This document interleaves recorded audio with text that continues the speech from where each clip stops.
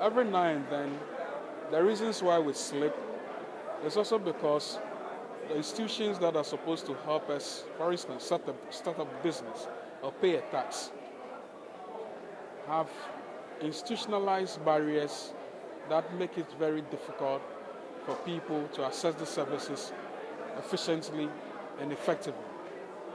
So they have to find a way of paying bribes. If you want a construction permit, you probably need to pay a bribe. You want to start a business, the processes are laborious. It means you want to cut corners and you want to pay a bribe. You want to pay a tax itself, there are challenges.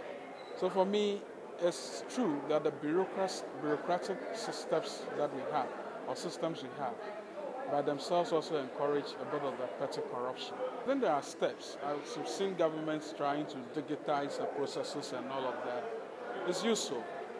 But of what use is a digitized process when the input itself is a problem? So you have the national revenue, Registrar General's Department, has mostly adopted online platforms to do most of the things they do. But if for part of the day the website's links are broken, or the processes you want to, if it takes you longer than it's advertised, it tells you that there's a systemic problem that ought to be dealt with, rather than the systems that have been digitized.